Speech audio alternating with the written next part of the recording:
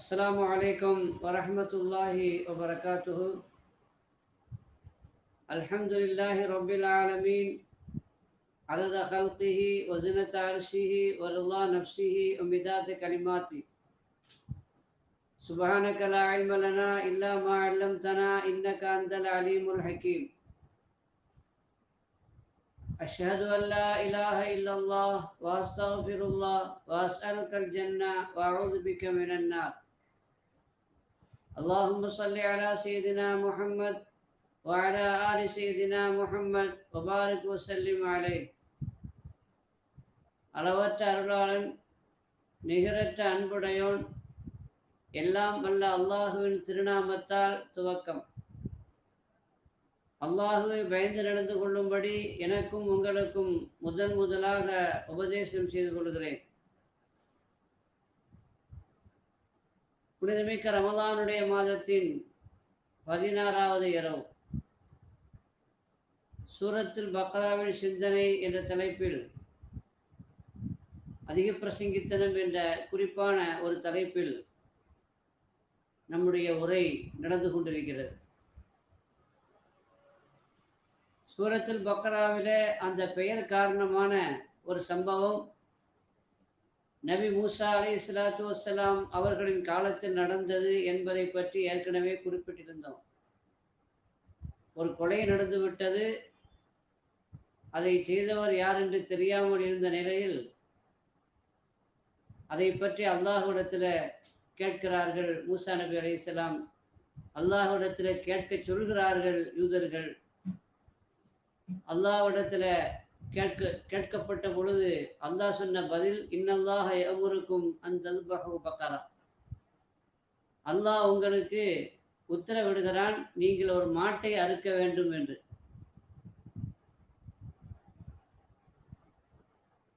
இப்படி அல்லாஹ் சொன்னபோது ஏதாவது ஒரு மாட்டை பிடித்து அறுத்திருந்தால் காரியம் சுலபமாக நிறைவு பெற்றிருக்கும். ஆனா அந்த அதிக பிரசங்கித்தனமான அந்த யூதர்கள் மாஹிய என்று கேட்டார்கள். ரப்பிடத்துல கேளுங்க, அந்த மாட்டுக்கு எத்தனை வயசு அப்படின்னு கேளுங்கன்னு சொன்னான். அப்போ அல்லாஹ் சொன்னான், அந்த மாடு கிழட்டு மாடும் அல்ல, இளங்கன்றும் அல்ல, ரெண்டுக்கும் இடையில் உள்ள ஒரு மாடு வயசு உள்ளது என்று சொன்னான். லா ஃபாரிதுன் வலா பிக்ருன் அவானும் பயனதாலி ஃபஃஅலு மா துமருன். இப்போமாவது சொன்னதை ஒழுங்கா செய்யுங்க அப்படின்னு சொன்னான். சரி, இதோட நிறுத்தி அந்த கட்டளையை செயல்படுத்தி இருக்கலாம். முதல்ல இந்த கேள்வியே தேவையில்லாதது. எத்தனை வயசு மாடு என்று அல்லாஹ் சொல்லலை, மூசா நபியும் சொல்லலை. அப்படி இருக்கும்போது ஏதாவது ஒரு மாட்டை பிடித்து அறுத்திருந்தால் போதுமானதாக இருந்தது. இவங்க கேள்வி கேட்டதுனால வயசு குறிப்பாயிடுச்சு. இப்போ எனக்குமே கேள்வி கேட்க கேட்க நிபந்தனைகள் ஒருவேளை கூடினால் அதனால சிரமங்கள் அதிகமாகிக் கொண்டே இருக்கும். சரி, வயசு கேட்டாச்சு, அல்லாஹ் சொல்லிட்டான், அதோட நிறுத்திருக்கலாம்ல. காலு ஜுஅலனா ரப்பக யுபையின் லனா மா லௌனுஹா. அதன் நிறம் என்ன, அதனுடைய கலர் என்னன்னு கேளுங்க மூசான்னு சொல்லி திரும்பி 2வது கேள்வி கேட்டாங்க. இப்போ அல்லாஹ் சொன்னா, இன்னா பகரத்துன் சஃப்ரா ஃபாகிஉ லௌனுஹா தஸ்ரு நாஸிரின். அந்த மாடு மஞ்சள் நிறமுள்ள மாடு, பார்ப்பவர்களை சந்தோஷத்தில் ஆழ்த்தும். அதை பார்த்தாலே ஒரு மகிழ்ச்சி ஏற்படுத்தும். பொதுவாக மாடு மஞ்சள் நிறமாக மஞ்சள் கலர்ல இருக்கிறது அபூர்வம். கருப்பா இருக்கும், அல்லது சிவப்பா, அல்லது இந்த அதாவது செம்மண் நிறத்தில் இருக்கும், அல்லது கொஞ்சம் வெள்ளையா இருக்கும், அல்லது ரெண்டும் கலந்துதான் இருக்கும். பெரும்பாலும் அப்படிப்பட்ட மாட்டை தான் பார்த்துருக்கோம். பியூர் மஞ்சள் பார்க்கறதுக்கு ரொம்ப கண்கொள்ளா காட்சி மாதிரி பியூர் மஞ்சளான ஒரு மாட்டை நம்ம பார்க்கறது ரொம்ப அரிது. இவன் அப்படி கேட்ட உடனே அல்லாஹ் அது மஞ்சள் மாடு என்று சொல்லிட்டான். சரி, அதோட நிறுத்தி இருந்தாலும் பரவாயில்லை, நிறுத்தலை. காலு ஜுஅலனா ரப்பக யுபையின் லனா மாஹிய. இன்னும் கேளுங்க மூசா, அல்லாஹ்விடத்துல கேளுங்க, அது என்ன மாடு. அதாவது வயல்ல உழவுக்கு பயன்படுத்தப்பட்ட மாடா, அல்லது வயலுக்கு நீர் பாய்ச்சுவதற்கு பயன்படுத்தப்பட்ட மாடா, வேலை வாங்கப்பட்ட மாடா, அல்லது வீட்டில் வளர்க்கப்பட்ட மாடா? இன்னும் கேளுங்க, ரொம்ப தெளிவாக கேளுங்க அப்படின்னு. அப்போ அல்லாஹ் சொன்னா, இன்னஹா பக்கரத்துன் லா தலூலுன் துசீருல் அருள வலா தஸ்கில் ஹர்ச முசல்லமத்துல் லாஷியத்த ஃபீஹான்னு சொல்லிட்டார். அது உழவுக்காக வேண்டி பயன்படுத்தப்பட்ட மாடும் அல்ல, வயலில் நீர் பாய்ச்சுவதற்காக வேண்டி பயன்படுத்தப்பட்ட மாடும் அல்ல, வேலை செய்த எந்த வடுவும் இதில் இருக்காது. நிபந்தனைக்கு வேற நிபந்தனை கூடிக்கிட்டே போயிடுச்சு. இப்போ இப்படிப்பட்ட ஒரு மாடு தேடணும். சாதாரணமாக ஒரு மாட்டை பிடிச்சி அருங்கன்னு சொல்லியிருந்தா அதை அப்படியே செயல்படுத்தியிருந்தா ஏதாவது மாட்டை பிடிச்சி அறுத்தா போதுமானதாக இருந்திருக்கும். இவன் கேள்விக்கு மேலே கேள்வி கேட்டு அதிக பிரசங்கித்தனம் செய்கிறதுனால நிபந்தனைக்கு மேலே நிபந்தனை எல்லாம் கூட்டி இப்போ அபூர்வமான ஒரு மாட்டை பிடிச்சி அறுக்க வேண்டிய ஒரு நிர்பந்தம். ஆனால் நல்ல வேலையாக 3வது தடவை கேள்வி கேட்கும் பொழுது இன்ஷா அல்லான்னு சொல்லியிருந்தான். ரொம்ப கன்ஃபியூஸாக இருக்குது, இருந்தாலும் கடைசியாக அல்லாட்ட கேளுங்க அப்படின்னு சொல்லிட்டு இன்ஷா அல்லாஹ் இன்னால முகத்தது, அல்லாஹ் நாடினால் நமக்கு அந்த மாதிரியான ஒரு மாடு கிடைக்கும் அப்படின்னு சொன்னதுனால, இன்ஷா அல்லாஹ் சொன்னதுனால கொஞ்சம் சுத்த விட்டாலும் அதுக்கு பிறகு அவனுக்கு கிடைச்சிது. அவன் மட்டும் அந்த இடத்துல இன்ஷா அல்லாஹ் சொல்லாமல் இருந்திருந்தா அந்த மாடு, அப்படிப்பட்ட ஒரு மாடு கிடைக்கிறது அரிதாக ஆகியிருக்கு. வாய்ப்பு இல்லாமல் சாத்தியம் இல்லாமல் கூட போயிருக்கலாம். கடைசியில் அப்படிப்பட்ட ஒரு மாட்டை பிடித்து அறுத்து அந்த மாட்டினுடைய ஒரு உறுப்பை கொண்டு இறந்த மையத்தை அடித்தாங்க. அந்த மையத்து உயிர் பெற்று எழுந்து என்னை கொலை செய்தது யாரு அப்படிங்கிறத சொல்லிட்டு திரும்ப அவர் மூத்தா போயிட்டார். அல்லாஹ்வுடைய உத்தரவுப்படி. இதுதான் இந்த சூரத்துல் பக்ராவுடைய வரலாறு. இதில் என்ன ஒரு வினோதம் அப்படின்னு சொன்னால், என்னை கொலை செய்தது யாரு என்று அவர் யாரை காட்டினாரு அப்படின்னா, இந்த கொலையை பற்றி கொலையை பற்றி புகார் பண்ணார் பாருங்க, அவரே தான். இப்படி ஒரு கொலையை செய்துட்டு அது யார் செய்தான்னு கண்டுபிடிக்க முடியாமல் இருக்கும்பொழுது பேசாமல் அவர் பொத்திக்கிட்டு போயிருந்துருக்கலாம். அவர் தான் மேலே சந்தேகம் வரக்கூடாதுக்காண்டி முந்திக்கிட்டு என்ன செய்தார், புகார் பண்ணார். பொதுவாக இது மாதிரியான குற்றங்களை செய்யக்கூடியவர்கள் தன் மீது சந்தேக பார்வை விடக்கூடாது என்பதற்காக வேண்டி கூப்பாடு போடுவாங்க, முந்தி கொண்டு கம்ப்ளைண்ட் பண்ணுவாங்க.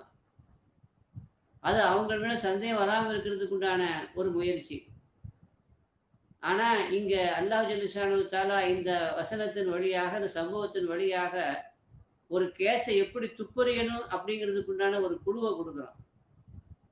என்ன குழுவை கொடுக்குறான் அப்படின்னு சொன்னால், ஒரு கேஸை நீங்கள் துப்பறிவீங்க, அதுக்கு நேரான வழியில் அதற்கான விடை கிடைக்கலன்னா அதை உல்டாவாக பார்க்கணும்.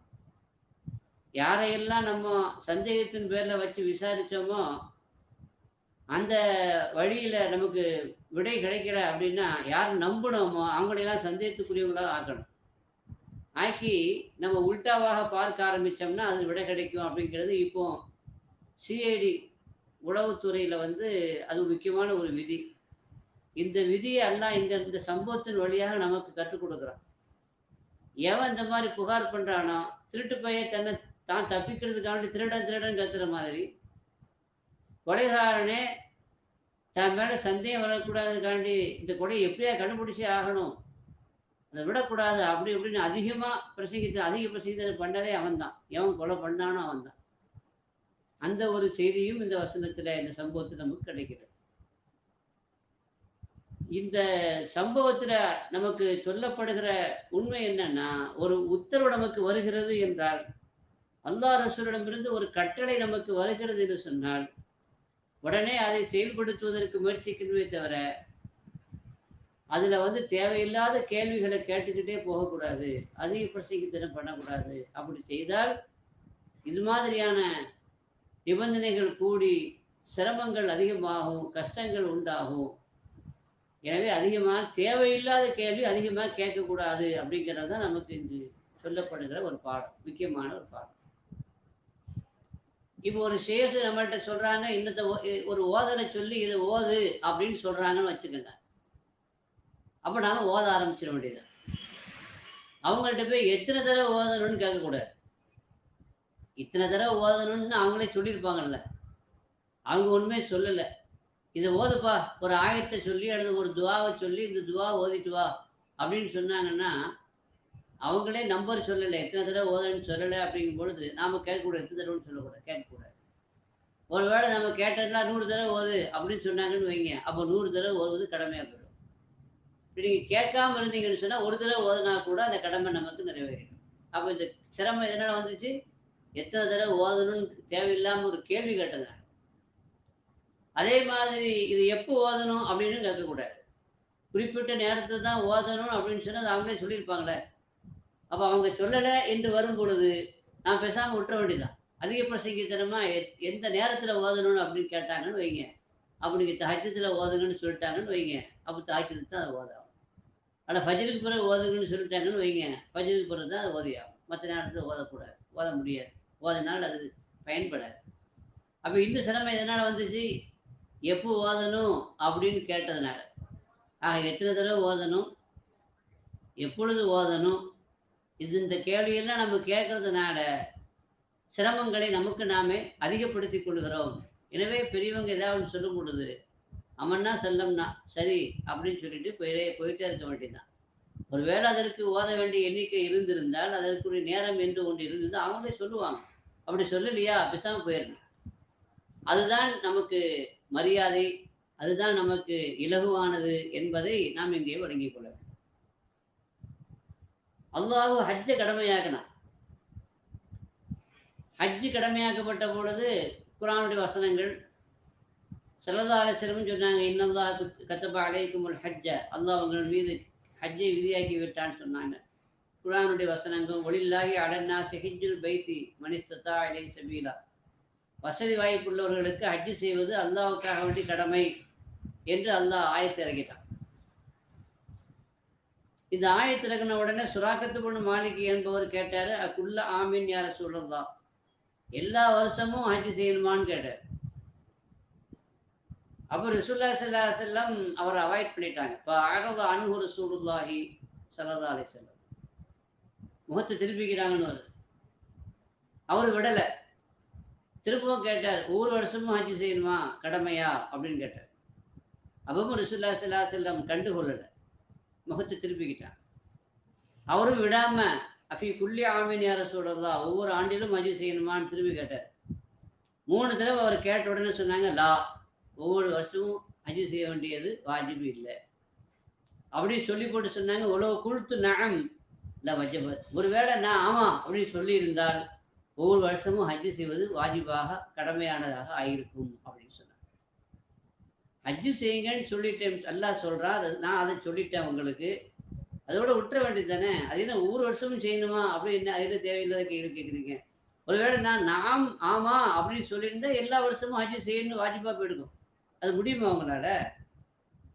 வாயில் ஒரு தடவை ஹஜ்ஜு செய்யறதுக்கே படாத பாடுபட வேண்டியிருக்குது. அதுவும் எல்லாருக்கும் வாய்ப்பு இல்லை. தூரத்துறையிலேருந்து வரக்கூடியவங்களுக்கு, ஓரளவுக்கு நடுத்தரமான வசதி உள்ளவர்களுக்கு எவ்வளோ சிரமங்கள் இருக்குதுன்னு நமக்கு தெரியும். அப்படி இருக்கும்போது வருஷம் இது அந்த நாட்டில் உள்ளவங்களுக்கே வருஷம் ஹஜ்ஜு செய்கிறது கடமை அப்படின்னு சொன்னாலே சிரமம். வேற நாட்டில் உள்ளவங்க, தூரமாக இருக்கக்கூடியவங்க, வசதியாக இருந்தால் கூட அவங்களுக்கு அது எவ்வளோ பெரிய சிரமமாக இருக்கும். அப்போ எதையாவது ஒன்று நீங்கள் தேவையில்லாமல் கேட்கறதுனால அது உங்கள் மீது வாஜிபாயிடும், அவசியமாகிடும் அப்படிங்கிறத ஸல்லல்லாஹு அலைஹி வஸல்லம் சொல்கிறாங்க. அப்புறம் ஒரு பொதுவான உசூல் சொன்னாங்க, உலக வஜப்தும் லமஸ்து தாழ்த்து, நான் ஆமான்னு சொல்லிட்டா அது உங்களுக்கு வாஜிபாயிடும், அது வாஜிபானா உங்களால் செய்ய முடியாது. அதனால ஃபத்ருக்கூனி மா தரக்து, என்னை விட்டுருங்க, நான் சொன்னதை அதோட விட்டுருங்க, அதுக்கு மேலே கேள்வி கேட்டு என்னை பதில் சொல்ல வைக்காதீங்க. பைன்னமா ஹலக்க மண்கான கபலக்கும், உங்களுடைய முன்னுண்டான சமூகம் அழிந்து போனது பி கசரத்தி சுவாலியும், இது மாதிரியான அதிக பிரசங்கித்தனம் செய்த காரணத்தினால தான், அதிகமாக நபிமார்களிடத்தில் கருத்து வேறுபாடு கொண்ட காரணத்தினால்தான் அவர்கள் நாசமாக போனாங்க. அந்த ஒரு நிலை நமக்கு வந்துடக்கூடாது. ஃபைதா அமர்த்துக்கும் பி அம்ரின் ஃபஹுது மின்ஹு மஸ்ததாத்து, நான் உங்களுக்கு ஒரு கட்டளை பிறப்பித்தால் முடிந்தவரை அதை நிறைவேற்றி விடுங்கள், போதுமானது. வைதா நகைத்துக்கும் மண் செய்யின், நான் எதையாவது ஒன்றை உங்களுக்கு தடுத்தால் பஜித்தனி பூஹு, அதை நீங்கள் தவிர்த்து விடுங்கள், அதோடு நிப்பாட்டிக்கங்க. தேவையில்லாமல் அதிக பிரசங்கித்தனமா கேட்கக்கூடாத கேள்விகளை கேட்காதீங்க என்று ரசூலுல்லாஹி ஸல்லல்லாஹு அலைஹி வஸல்லம் நமக்கு சொன்னார்கள். ஆக இந்த பனு இஸ்ரவேலர்களுடைய இந்த அனுபவம் நமக்கு எல்லா நேரத்திலையும் நமக்கு ஒரு போதுமான விழிப்புணர்வை தரக்கூடியதாக இருக்கிறது. என்னைக்குமே தேவையில்லாத கேள்வி கேட்கக்கூடாது, அதனால தேவையான கேள்வி கேட்கவே கூடாது என்ற அர்த்தம் அல்ல. அவசியமான கேள்வி கேட்கணும். பொதுவாக சஹாபாக்களை பொறுத்த வரைக்கும் அதிகமாக கேள்வி கேட்கிற பழக்கம் உள்ளவங்க. குர்ஆன் ஷரீஃபில் வந்து அது அப்துல்லா இப்னு அப்பாஸ் ரலியல்லாஹு அன்ஹுமா சொல்றாங்க, அதாவது சஹாபாக்களை விட சிறந்தவர்கள் இந்த உலகத்தில் யாருமே இல்லை.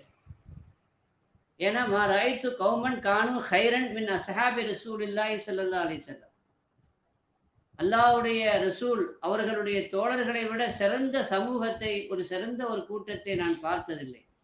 ஏன்னா அவங்க மொத்த வாழ்நாளிலேயே பெருமானார் ஸல்லல்லாஹு அலைஹி வஸல்லம் அவங்களிடத்துல மா சலூஹு இல்லா அன் ஸலாஸ அஸரா, ஸலாஸ அஸரா 13 கேள்வித்தான் கேட்டுக்கிறாங்க.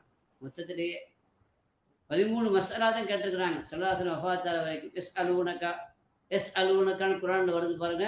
அந்த எஸ் அலூனக்க நபியை அவங்களிடத்தை அவங்க கேட்குறாங்க அப்படிங்கிறது 13 இடத்துல தான் வந்திருக்கு. நம்ம அதிகமாக கேள்வி கேட்கறது அது ஒரு வகையில் மரியாதை குறைவு. எது தேவையோ அதை நபியை சொல்லிடுவாங்க, தேவையான விளக்கத்தை நபியை சொல்லிடுவாங்க. சில சமயத்தில் விளக்கத்துக்காக வேண்டி, அவசியமான விளக்கத்துக்காக வேண்டி கேள்வி கேட்கணும்.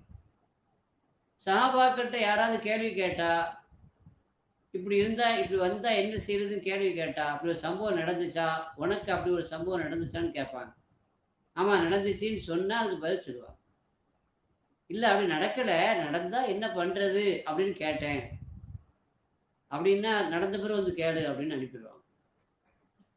ஏன்னா தேவையே இல்லாத, இதுவரைக்கும் அப்படி சம்பவமே நடக்கலை, தேவையில்லாத கற்பனை யூகங்கள் பண்ணி யூகங்களுக்கு பதில் சொல்ல வேண்டிய அவசியம் இல்லை. அதை தேவையில்லாத விஷயமாக நாம் பார்க்க வேண்டும். தேவையில்லாத கேள்வி அப்படின்னு சொன்னா சில சமயத்துல அதனால எந்த பிரயோஜனமும் இருக்காது. அதாவது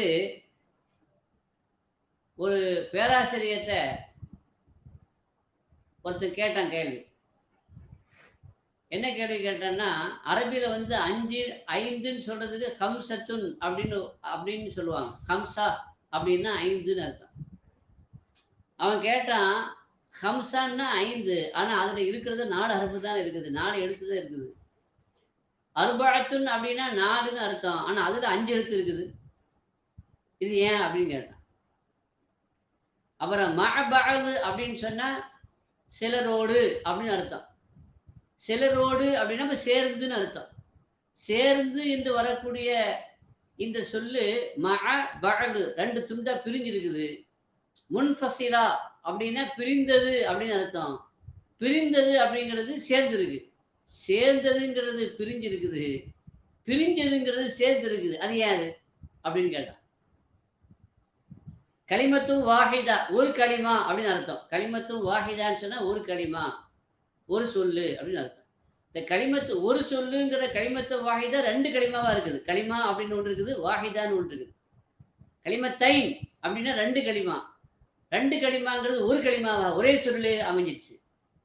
2 களிமாங்கிறது ஒரு சொல்லிலும், ஒரு களிமாங்கிறது கலிமத்துன் வாஹிதா என்று 2 சொல்லிலும் ஏன் அமைஞ்சது அப்படின்னு கேட்டான். இவன் கேட்குற கேள்வியை பார்த்து அந்த ஆசிரியர் வேலையே விட்டு போயிட்டாரான். ஏன்னா இப்படிப்பட்ட முட்டாள்தனமா தேவையில்லாத கேள்வியை கேட்கறதுக்கு இவனோட கடந்து மாரடிக்க முடியாதுன்னு போயிட்டு இருந்தான்னு சொல்லுவாங்க அரபியில. அப்ப அவர் போய் இறைச்சி கடை வச்சிருக்காரு, கொத்துக்கறி கொத்து இறைச்சி கடை வச்சிருக்காரு. அதுக்கு அரபியில நகாய் அப்படின்னு சொல்றது. நகாய்க்கு கடை வச்சிருந்துருக்காரு. ஆசிரியர் வேலையை விட்டு போட்டு அந்த வியாபாரத்தை தொடங்கியிருக்காரு. இவன் அங்கேயும் விடலை. அவர்கிட்ட போய் கேட்டிருக்கிற நகாய்க்கு அப்படிங்கிறதுனுடைய ஒருமை என்ன அப்படின்னு கேட்டானா. இப்படி சம்பந்தமே இல்லாத, அவசியமே இல்லாத, தேவையில்லாத கேள்விகள் கேட்பதை தவிர்க்கணும். தேவையான கேள்விகளை கேட்கலாம், தப்பில்லை. தேவையான கேள்விகளை கேட்கணும். கேட்காம சில விஷயங்கள்ல நாமளா நம்ம இஷ்டத்துக்கு விளங்கி, அல்லது நாமளா நம்ம இஷ்டத்துக்கு அடுத்தவங்களுக்கு பதில் சொல்லி, அதை மிகப்பெரிய விபரீதமான விளைவுகளை ஏற்படுத்தி விடக்கூடாது. ஜாபிர் ரலியல்லாஹு அன்ஹு அறிவிக்கிறாங்க, ஒரு ஹதீஸ்ல, ஒரு சம்பவத்துல, நாங்க வந்து ஒரு பயணத்துல இருந்தோம். அப்படி பயணத்தில் இருக்கும் பொழுது ஒரு தோழருக்கு கல் எறிப்பட்டு, கல் அடிக்கப்பட்டு, கல்லால எரிஞ்சு அந்த கல் வந்து அவரை தாக்கிருச்சு. ஒருத்தன் எவனோ கல்லை தூக்கி எறிஞ்சான். அந்த கல் அவரை தாக்கி விட்டது. அதனால தலையில அடி, பலத்த அடி, காயம் ஏற்பட்டுருச்சு.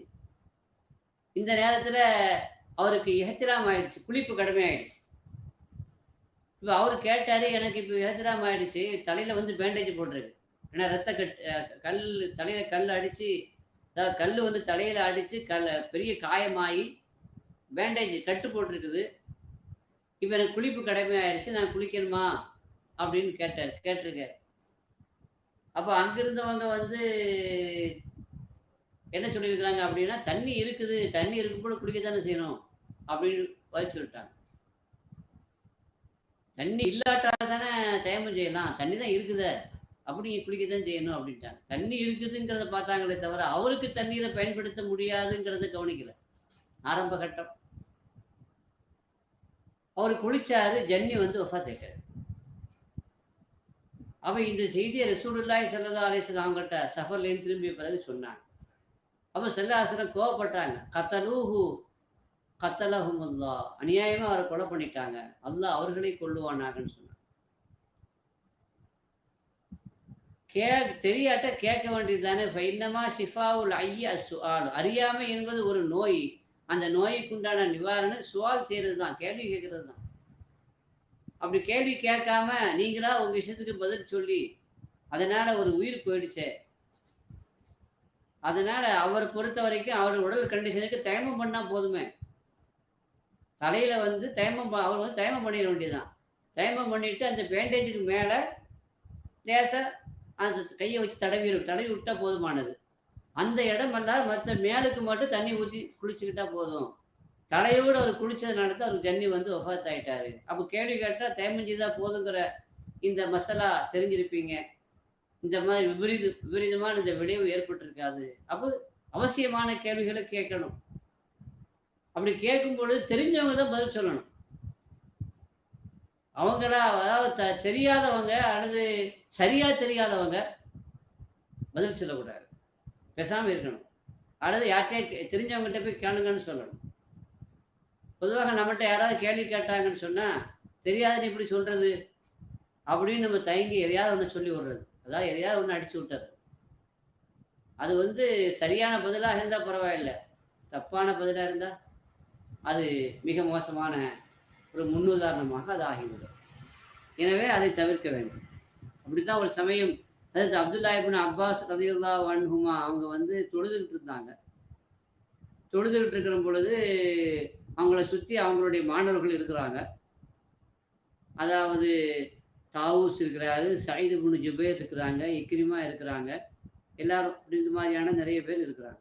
முஜாஹித் ரலியல்லாஹு அன்ஹு இருக்கிறாங்க. எல்லாம் பெரிய பெரிய ஆட்கள், பிற்காலத்தில் பெரிய இமாம்களாக கருதப்பட்டவங்க, பெரிய முஃப்திகளாக கருதப்பட்டவங்க, அவ்வளோ பெரிய திறமை உள்ளவங்க.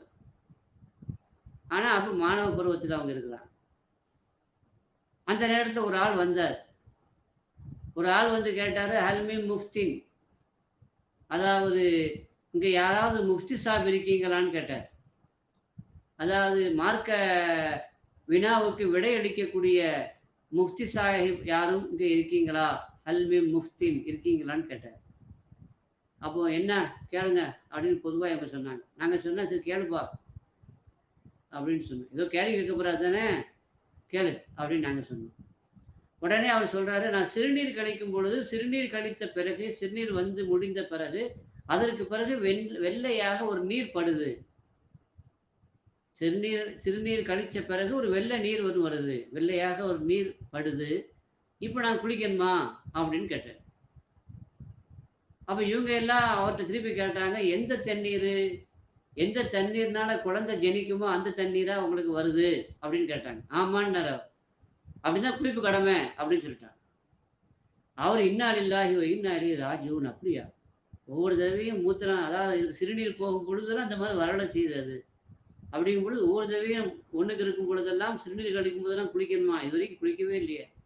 இப்படி குளிக்காம எதனாலும் வண்டி ஓடிடுச்சு. எத்தனை தொழுகை தொழுதுட்டேன். இன்னா லில்லாஹி வ இன்னா இலைஹி ராஜிஊன் அப்படின்னு ரொம்ப வருத்தமா சொல்லிட்டு போயிட்டார். அப்துல்லா இப்னு அப்பாஸ் ரலியல்லாஹு அன்ஹுமா வந்து தொழுதுட்டு இருந்தாங்க. இவங்க இந்த மாதிரி கேள்வி கேட்டு அவர் இந்த மாதிரி கேள்வி கேட்டு இவங்க இந்த மாதிரி பதில் சொன்னதை கவனிச்ச இப்னு அப்பாஸ் ரலியல்லாஹு அன்ஹுமா உடனே வேக வேகமாக தொழுகையை முடிச்சு இக்ரிமாட்ட சொன்னாங்க, அந்த ஆளை கூப்பிடுங்கன்னு. அந்த ஆளை கூப்பிடுங்கன்னு சொல்லி போட்டு அங்க இருந்த மாணவர்களை பார்த்து சொன்னாங்க, இந்த மாதிரி பதில் சொன்னீங்களே, எதிலிருந்து சொன்னீங்க? குரான்ல இருந்து பார்த்து சொன்னீங்களா? இல்ல. அப்ப ஸல்லல்லாஹு அலைஹி வஸல்லம் ஹதீஸ்ல இருந்து பார்த்து சொன்னீங்களா? இல்ல. அப்படி எப்படி சொன்னீங்க? நாங்களா யோசனை பண்ணி சொன்னோம். அதனால தான் ரசூலுல்லாஹி ஸல்லல்லாஹு அலைஹி வஸல்லம் சொன்னாங்க. என்ன சொன்னாங்க அப்படின்னு சொன்னா, ஃபகீஹுன் வாஹிதுன், ஒரு சட்ட மேதை.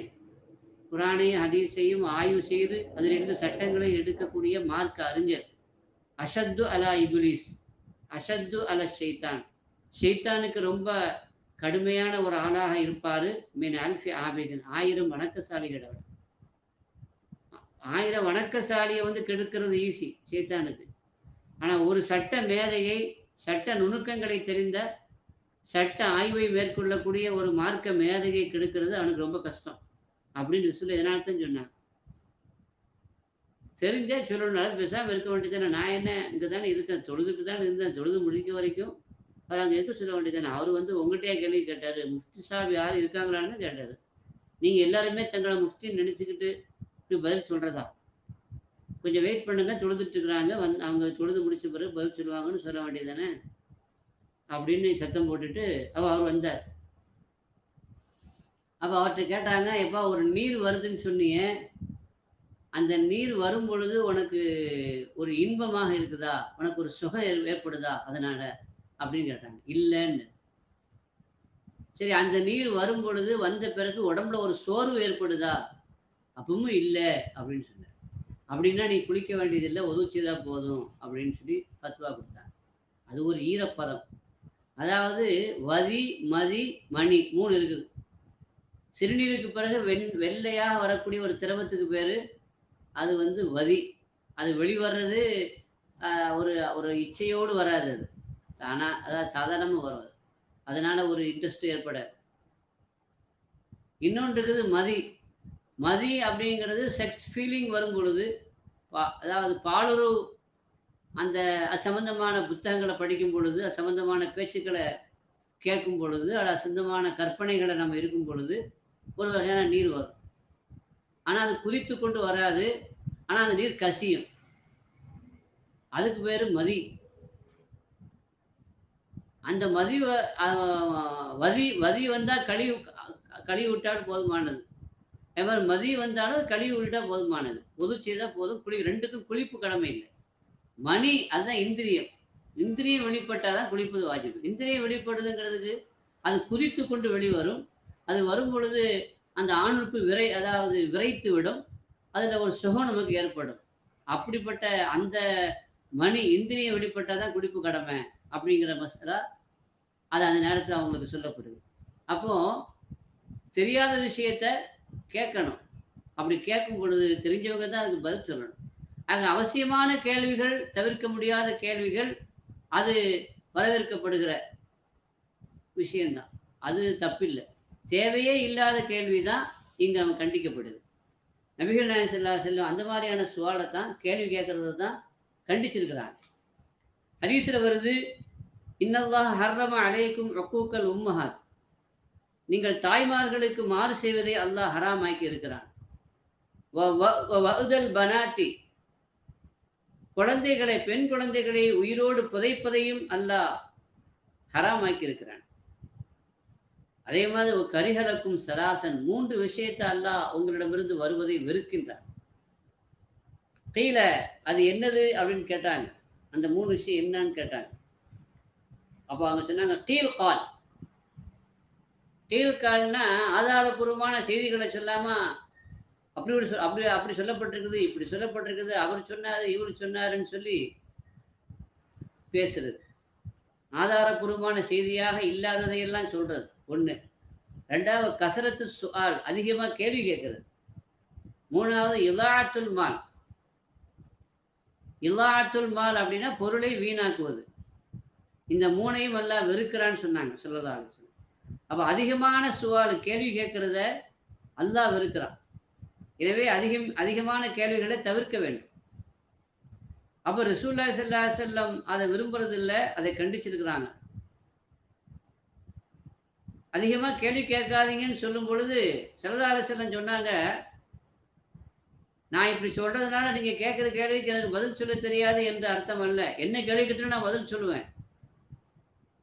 நான் பதில் சொல்லுவேங்கிறது அல்ல. ஆனா அந்த பதில் சில சமயங்கள்ல உங்களுக்கு சங்கடத்தை ஏற்படுத்திவிடும். அதனால தேவையில்லாத கேள்வி கேட்காதீங்க. கேள்வி கேட்காதீங்கன்னு சொன்ன உடனே தெரியாதுன்னு மட்டும் விளங்கிடாதீங்க. என்ன கேள்வி கேட்டாலும் பதில் சொல்றேன். அவங்க ஒரு ஜதுப்புல சொன்னாங்க, நீங்க என்ன கேள்வி கேட்டாலும் நான் பதில் சொல்லுவேன்.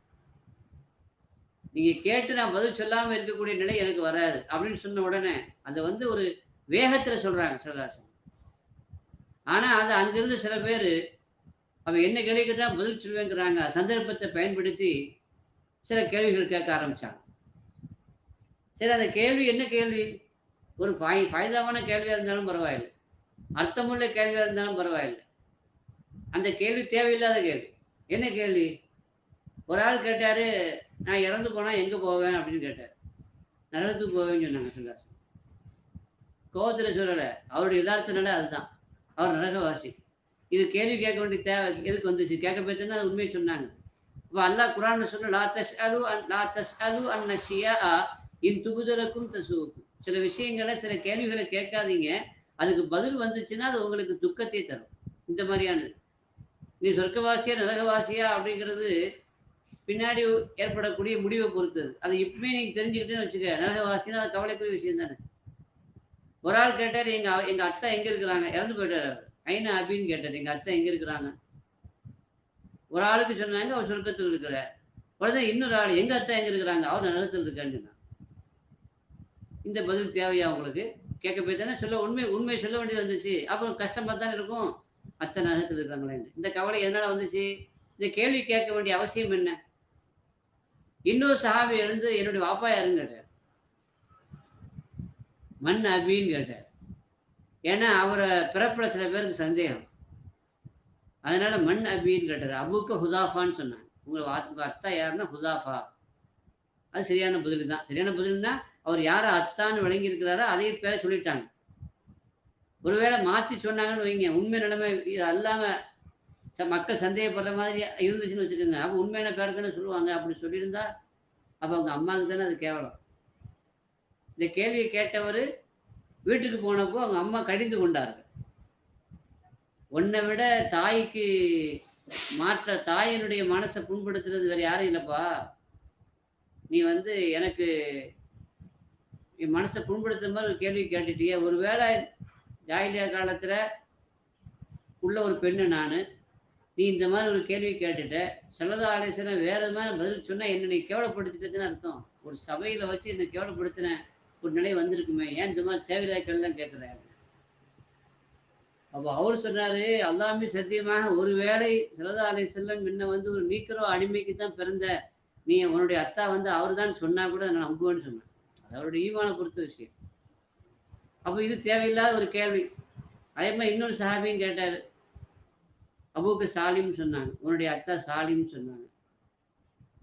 இப்படி கேள்வி வந்து அவசியமில்லாத ஒன்றை நோக்கி போய் கொண்டிருக்குது. அப்ப இந்த போக்கு விபரீதமான கேள்வி பதில் தொடருதுங்கிறத பார்த்த உடனே உமர் இப்னு கத்தாப் ரலியல்லாஹு அன்ஹு மண்டியிட்டு அமர்ந்து பெருமானார் ஸல்லல்லாஹு முன்னிலையில ரலீனா பில்லாஹி ரப்பன் பில் இஸ்லாமி தீனன் பி முஹம்மதின் ஸல்லல்லாஹு அலைஹி வஸல்லம் நபியா.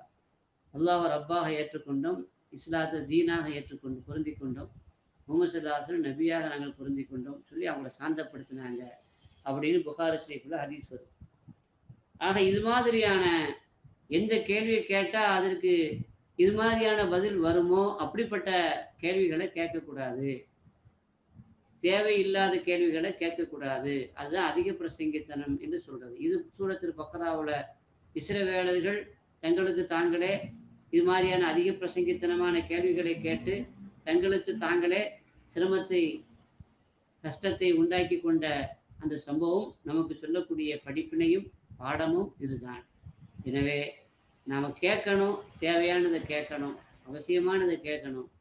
எது அவசியம் இல்லையோ அதை பற்றி கேட்கக்கூடாது. இது அல்லாமல் ஒரு ஆளை பற்றி சொல்லும் பொழுது அவர் யார், அவர் அங்கே எதுக்கு போனார், இப்படி ஒரு தனிப்பட்ட ஒரு ஆளை பற்றி உண்டான அவருடைய பர்சனல் மேட்டர்களை நம்ம துருவி ஆராயக்கூடாது, கேள்வி கேட்கக்கூடாது. அது நமக்கு தேவையே இல்லை. மின் ஹுஸ்னி இஸ்லாமில் மர்இ தர்க்குமாலா யானி. ஒரு மனிதனுடைய நல்ல இஸ்லாம் என்பதற்கு அடையாளம், அழகிய முஸ்லிம் என்பதற்கான லட்சணம் என்னன்னா, எது தேவையில்லையோ அதை விட்டுவிட வேண்டும். அதுதான் அவருக்கு அழகு. எது தேவையில்லையோ அதை விட்டு விடுவது. எனவே நாம் இதில் இருந்து இந்த பாடத்தை நம்ம விளங்கி கொள்ள வேண்டும். ஒரே ஒரு செய்தியை சொல்லி நான் நிறைவு செய்வேன். அதாவது ஹதீஸில் வந்திருக்குது, அஜிப்து மின் பனி ஆதம். ஆதமுடைய மக்கள், அவர்களை கண்டு நான் ஆச்சரியப்படுகிறேன். ஏன்னா மலக்காஹு அலா நாபைஹி, அவங்களுடைய இரண்டு புறத்திலையும் மலக்குமார்கள் இருக்கிறாங்க. ஒரு மனிதன், ஒவ்வொரு மனிதனுக்கு ரெண்டு பக்கத்திலையும் மலக்கு இருக்கிறாங்க. லிசானுஹு கலமுஹுமா, மனிதனுடைய நாக்கு அந்த மலக்கினுடைய பேனா. அப்படின்னா நீ பேசுன உடனே அது எழுத ஆரம்பிச்சிடும், அவங்க எழுத ஆரம்பிச்சிடும். ஒரு ஈக்குஹு மிதாதுஹுமா, அவனுடைய எச்சில் இருக்குதே அது அவங்களுடைய மையி. அப்படி பேச பேச வாயிலிருந்து எந்த வார்த்தை வந்தாலும் உடனே எழுத ஆரம்பிச்சிடுறாங்க, பதிவு செய்யப்படுது. அப்படி இருக்கிற பொழுது கைஃபயத்த கல்லமும் ஃபீமாலா யானி, தேவையில்லாத விஷயத்தை எப்படி அவன் பேசுறான், இதை கண்டு நான் ஆச்சரியப்படுகிறேன் என்று ஹதீஸ் வந்திருக்கு. ஆக நாம் தேவையான விஷயத்தை தான் செய்யணும், சொல்லணும். தேவையில்லாத விஷயத்தை சொல்லவும் கூடாது, செய்யவும் கூடாது. ரப்புல் ஆலமீன் கைரான காரியத்தை செய்வதற்கு நமக்கு தௌஃபீக் செய்வானாக. விஹக்கு செய்தினா முஹம்மத் வ ஆலி செய்தினா முஹம்மத் ஸல்லல்லாஹு அலைஹி வஸல்லம். வ ஆகிரு தஅவானா அனில் ஹம்துலில்லாஹி ரப்பில் ஆலமீன். அஸ்ஸலாமு அலைக்கும் வ ரஹ்மத்துல்லாஹி வ பரகாத்துஹு.